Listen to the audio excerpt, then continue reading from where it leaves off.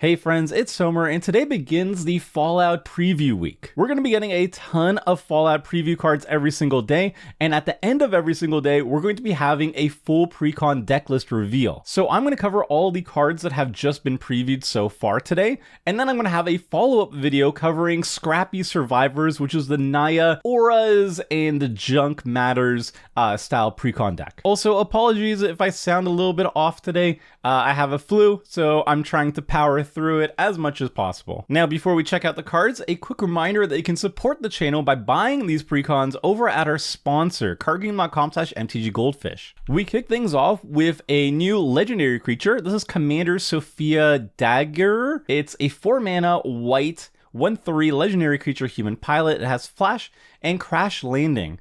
When it enters the battlefield, destroy up to one target legendary permanent. That permanent's controller creates a junk token. And junk tokens are a new type of token that have been introduced with the Fallout set. It's an artifact that says tap it, sacrifice this artifact, exile a top card of your library. You may play that card this turn, activate only as a sorcery. So basically, instead of paying 2 mana to draw a card off a clue, you just pay 0 mana and tap this to impulse draw, which is like really good. So ironically, Commander Sofia doesn't seem like a good commander or anything, but I think it's actually quite strong in the 99. At the very least, she can ETB, kill any opposing commander, and yeah, they get a junk token, and that's pretty nice for them, but I mean, it's a worthwhile trade. It has flash, and also it can be blinked because it's an enter the battlefield trigger. So in a blink style deck, I think Commander Sofia is a slam dunk in my opinion, because it can kill opposing commanders and then other random legendary creatures or other legendary permanents as well. Next, we've got Agent Frank Horrigan. This is a 7-mana Golgari 8/6 legendary creature, mutant warrior. It has trample, and it has indestructible as long as it attacks this turn. And whenever it enters the battlefield or attacks, proliferate twice. So this is kind of like a 7-mana Titan, where it has an ETB trigger and an attack trigger of double proliferating, which is pretty darn sweet, honestly. Like, if you are in a deck that cares about proliferating, this is actually a pretty decent rate.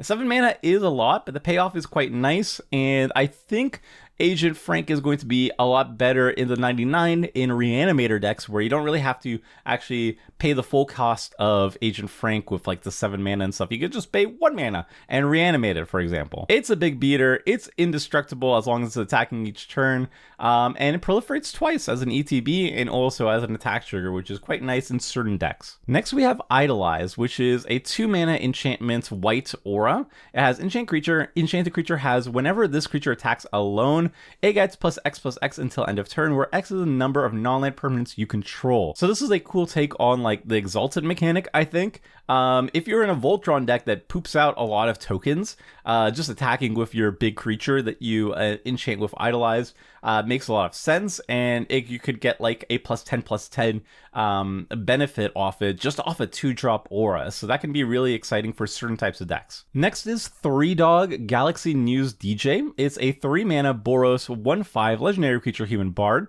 and whenever you attack, you may pay 2 and sacrifice an aura attached to 3-Dog. When you sacrifice an aura this way, for each other attacking creature you control, create a token that's a copy of that aura attached to that creature. So 3-Dog is a kind of interesting commander that you can really build around. There's a lot of powerful ETB trigger auras that you can put on 3-Dog, then play a bunch of other creatures, attack with them, pay 2 mana, sacrifice the really good ETB aura on 3-Dog, and then start putting copies, aura token copies of that on all your other creatures. So something like Sage's Reverie is going to draw you a ton of cards. Italia's Favor is going to discover 3 for each creature you put a copy of it on, and like Chains of Custody can remove a whole bunch of non-land permanents, and also gives the enchanted creatures ward 2 as well. So I think 3-Dog is actually a really cool aura themed commander. Definitely worth building around. A lot of control elements to this, a lot of card draw elements to this, and it looks really exciting. Next, we have Perception Bobblehead. Apparently, there's 7 Bobbleheads on the cycle. They're all 3-mana artifact Bobbleheads. They all tap for to add 1 mana of each color, and then they all have an ability that scales up equal to the number of bobbleheads you control. So this one, Perception Bobblehead, you pay 3, tap it, look at the top X cards of your library where X is the number of bobbleheads you control. You may cast a spell with mana value 3 or less from among them without paying its mana cost. Put the rest on the bottom of your library in a random order. So individually, the bobbleheads are kind of bad. They're just 3 mana rocks. They're like manaless or whatever, which is not a place you want to be in. But if you do run all the bobbleheads in your deck, or they're not legendary, so you can actually like copy them and make tokens of them. If you have a bunch of bobbleheads on the battlefield, they scale up very, very well. So it's an interesting take on a mana rock. If you are focusing on copying or just running all the bobbleheads, it's actually quite good. Outside of that, though, steer clear, I think. Then we got a bunch of in-universe reprints. So we got Pure Steel Paladin, Heroic Intervention, Arcane Signet, and Sol Ring. These are all just like commander staples, and they're really nice to see here. And then we got to see Dr. Madison Lee. I think she was previewed previously, but they also previewed her in the Watu stream today. It's the face commander of one of the precons. It's a Jeskai 2/3 legendary creature human scientist. Is a 3-drop. And whenever you cast an artifact spell, you get an energy counter. And you can use the energy counters 3 different ways. The first way, you pay 1 energy and tap her. Target creature gets +1/+0 and gains trample and haste until end of turn. You can tap her and pay 3 energy, draw a card. And then you can tap her and pay 5 energy, return target artifact card from your graveyard to the battlefield tapped. So this is an artifact energy deck. I think it's the first commander that like officially cares about energy. I could be wrong. Let me know in the comment section, but I think so. And it ties it to artifacts mattering. So you play a bunch of artifacts, you make a bunch of energy, and then you utilize them a bunch of different ways. This is just the energy commander we were hoping for, honestly. Like most energy cards cared about artifacts anyway. This is a 3-drop that gives you access to 3 different colors. Yeah, nothing bad to say about this. This is awesome. And we've got an alternate commander preview today. This is Liberty Prime Recharge. So this is a 5-mana Jeskai 8/8 legendary artifact creature robot. It has vigilance, trample, and haste. And whenever Liberty attacks or blocks, sacrifice it unless you pay 2 energy. And then you can pay 2 mana, tap it, sacrifice an artifact, you get 2 energy, and draw a card. So Liberty Prime by itself, not very good. It requires an energy source who starts smashing in immediately. But in an energy deck, obviously, this is very good because you're going to be swimming in energy with like Dr. Madison Lee as your commander or whatever. And that won't be a problem for Liberty Prime. It's also a fine commander too. It's an 8/8 Vigilance, Trample, Haste. If you have a lot of energy producers in the deck, you could play a couple energy producers and then play Liberty Prime on curve. And it does 3-shot opponents while also having vigilance, so it can block too. That's really good. That's a fun commander. It's simple but very effective. Personally, I still like Madison Lee more as a commander, but this is really nice as well if you just want to punch face. Next, we have Nick Valentine, Private Eye. This is a 3-mana blue 2/2 legendary artifact creature synth detective. Nick can't be blocked except by artifact creatures, and whenever Nick or another artifact creature you control dies, you may investigate. So Nick is an interesting card in like an artifact aristocrat style deck. Like if you have a bunch of artifact creatures that you're sacrificing for value, you make a bunch of tokens in return, and then an artifact deck is obviously going to be utilizing clues in interesting ways as well too. I imagine like Krakon Ironworks is going to be working double duty with Nick on the battlefield. As a commander, I feel like mono blue is a little bit too limiting, but in the 99 of other decks, it could be really, really exciting. Next, we have a new saga. This is Vault 112 Sadistic Simulation. This is a 4-mana Is It saga with 3 chapters. Chapter 1 and 2 say tap up to 1 target creature and put a stun counter on it. You get 2 energy. And in chapter 3, pay any amount of energy. If you paid 1 or more energy this way, shuffle your library, then exile that many cards from the top of your library. You may play one of those cards without paying its mana cost. Okay, I was getting really excited about this saga until I read one of these cards. I was like, oh my god, this is the best energy payoff ever. You have like 15 energy, you dump it all into this, and then you play like 15 cards off the top of your library. Awesome, I'm in. But it's significantly worse than that. It's still decent, I guess. Like, it gets you something. A couple things maybe. So it's decent in the energy deck, but it's not as exciting as I thought it was when I first started reading it, at least. Next, we have T45 Power Armor. This is a 2 mana artifact equipment. It's colorless, and when it enters the battlefield, you get 2 energy. Equipped creature gets +3/+3 and doesn't untap during its opponent's. Equipped creature gets +3/+3 and doesn't untap during its controller's untap step. At the beginning of your upkeep, you may pay 1 energy. If you do, untap equipped creature, then put your choice of a menace, trample, or lifelink counter on it. It has an equip cost of 3. So this is kind of interesting. It's obviously good in an energy deck where the downside of it not untapping and not doing cool things for you is circumvented. Obviously, you could just move the equipment off creatures too to untap them. But yeah. If you don't have the energy, then, you know, it's not a very good card. However, I do think it might be cute enough for Skullbriar, the Walking Grave. Like, yes, you only get to attack with it twice unless you have other sources of energy. But you can move it off afterwards, and then it gives a keyword counter onto it that sticks around permanently, which is cool. So, like, getting, like, lifelink and trample or whatever is, like, really sick, in my opinion. So that might be worth it, honestly. For 5 mana, you get to pump up Skullbriar a little bit, and then attack for 2 turns and get keyword counters. Like, that's good. That's all right. Next, we have a bunch of reprints. We have Open the Vaults, Mechanized Production, and Psalm Simulacrum. All of these make a lot of sense in the artifact deck with Dr. Madison Lee. Mechanized Production is just an alternate win condition. Psalm Simulacrum is an artifact that ramps. And Open the Vault is just mass recursion for your artifact and enchantment deck. Then we got a bunch of previews from the Wise Mothman precon, which is like a mutant deck that focuses on a new set mechanic, Radiation. So the leader of the deck is the Wise Mothman. This is a 4 mana Sultai 3/3 legendary creature insect mutant. It has flying, and whenever it enters the battlefield or attacks, each player gets a rad counter. Rad counters are new to the set. It's a special type of counter that says at the beginning of your pre-combat main phase, if you have any rad counters, mill that many cards. For each non-land card milled this way, you lose 1 life and a rad counter. So the rad counters are going to be milling everybody, but also draining them of life. And Wise Mothman also puts a rad counter on yourself too. A little bit cheeky there. Whenever 1 or more non-land cards are milled, put a +1/+1 counter on each of up to X target creatures, where X is a number of non-land cards milled this way. So this Sultai deck is basically like a proliferate deck. It deals with a lot of types of counters. There's rad counters, which is a new type of counter introduced in Fallout, but there's also +1/+1 counters.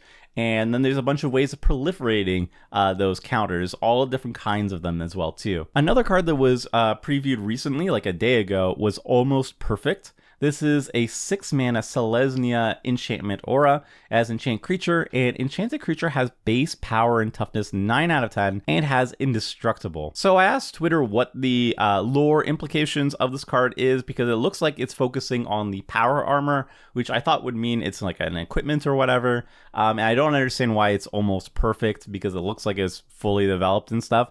But I learned about perks, the Fallout perk system. And then I learned a very interesting theory that it's almost perfect. Well, yeah, that's a perk in Fallout, but I think this particular power suit is almost perfect because I think it's just like missing the backside. So it's like assless cheeks are just hanging out, and that's why the people in the background are staring at this mech warrior type thing, which would be very, very funny, and that's now my headcanon. Next, we have Hancock Ghoulish Mayor. This is a 3 mana black 2/1 zombie mutant advisor. Each other creature you control that's a zombie or mutant gets +X/+X, where X is a number of counters on Hancock, and it has Undying. Undying means if it would die and has no +1/+1 counters on it, you return to the battlefield with a +1/+1 counter on it. So the idea is to get Hancock to die or put +1/+1 counters on it some way, and then start proliferating to add more and more counters onto Hancock, and then you start boosting all your zombies and mutants outside of Hancock. So it's kind of cute. Like, I don't know which decks are heavy enough on zombies that do proliferate stuff and +1/+1 counter stuff. None pop to mind. But it is interesting. And maybe a mutant deck. Like, mutant decks are more about +1/+1 counters and proliferating, so who knows. Next, we have a new board wipe. This is Nuclear Fallout. This is X double black. Sorcery. Each creature gets twice -X until end of turn. Each player gets X rad counters. So if you do Nuclear Fallout for X equals 5 or whatever, each player gets 5 rad counters, and then all creatures get -10 until end of turn. So it's a pretty decent board wipe, and it also works with self-mill and can double up as a pseudo win condition if you could put enough mana into it and you're at the higher life total than everybody else. I don't know, this is a very interesting board wipe, and I can see its use showing up in self-mill decks. We also got an in-universe reprint of Guardian Project, which is a nice commander staple, a nice reprint. Then we got a bunch of previews for the Hail Caesar precon, which is Mardu Go Wide combat, and it has like a minor sacrifice sub theme to it as well too. The face commander is Caesar, Legion's Emperor. It was previously already previewed, but it's still something that I want to cover over here anyway. It's a 4-mana Mardu 4/4 legendary creature human soldier. Whenever you attack, you may sacrifice another creature. When you do, choose 2. Create 2 1/1 red and white soldier creature tokens with haste that are tapped and attacking.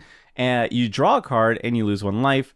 Or Caesar deals damage equal to the number of creature tokens you control to target opponent. So for the low cost of just like sacrificing some random fodder, you get to make tokens, or you get to draw cards, or if you have enough of a critical mass of creatures, you can start doming opponents and killing them outright. It's a really nice face commander. It does the Mardu Aristocrats Go Wide combat thingy very well, and I like it. We got other previews from the deck as well too though. Powder Ganger is a 3-mana red 2/2 creature human rogue, and it marks the return of the squad mechanic, which was previously first introduced with the Warhammer precons. So it has squad 2. As an additional cost to cast a spell, you may pay 2 any number of times. When this creature enters the battlefield, create that many tokens that are copies of it. And when it enters the battlefield, destroy up to 1 target artifact. So for 3 mana, you get a 2/2 that will blow up an artifact, but each subsequent 2 mana that you spend into this card, you get another 2/2 copy of this. So obviously it works very well in terms of scaling up. If you have more artifacts that need to blow up, you just keep squatting up, I guess. And that also offers more sacrifice fodder to Caesar and other cards in the 99. Next, we have another legendary creature. This is Legate Lanius, Caesar's Ace. This is a 4-mana Arachnus 2/2 legendary creature human soldier, and has Decimate. When it enters the battlefield, each opponent sacrifices a 1/10 of the creatures they control rounded up. So the literal definition of Decimate here. And whenever an opponent sacrifices a creature, play +1/+1 counter on Legate Lanius. So this is a pretty nice card. Like ETB, your opponents are going to be sacrificing 1 creature realistically, unless they have a lot of creatures on the battlefield. But in that case, it's probably not going to be very significant to the board state.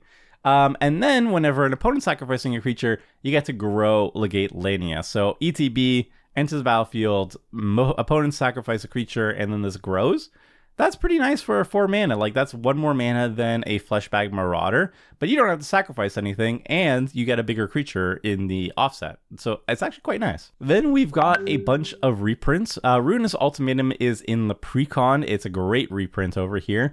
And then there's some cards that I'm not quite sure how you get them. I think they're like some sort of promo deal. Ravage of War and War Room. I think War Room is like a LGS pre-release type card. Like, you show up when Fallout comes out and you can get this card, I think. Let me know in the comment section. But these cards are not in the precon. Only Ruinous Ultimatum is. Then we've got in-universe reprints of Tarmogoyf and Lord of the Undead. These are cards you can only find in the collector boosters of Fallout. So again, they are not in the precons. And then right before I made the video, I noticed 2 more cards were being previewed on Twitter.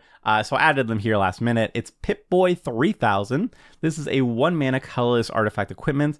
Whenever a equipped creature attacks, choose 1. Either you sort inventory, draw a card, then discard a card, pick a perk, put a +1/+1 counter on that creature, or check map, untap up to 2 target lands, and it has equipped 2. This is kind of a nice flexible equipment. I also like that it's a 1-drop, which means you can find it with Urza's Saga. I don't know if overall the flexibility is worth just running this card over other equipments, though. But it's interesting. I like it. It's cute. And then the final card that I had to add before making this video is Yes Man, Personal Securiton. This is a 3-mana white 2/2 legendary artifact creature robot. You can tap it, target opponent gains control of Yes Man. When they do, you draw 2 cards and you put a quest counter on Yes Man, activate only during your turn, and it has wild card. When Yes Man leaves the battlefield, its owner creates a tapped 1/1 white soldier creature token for each quest counter on it. So this is just like a humble defector for white and legendary.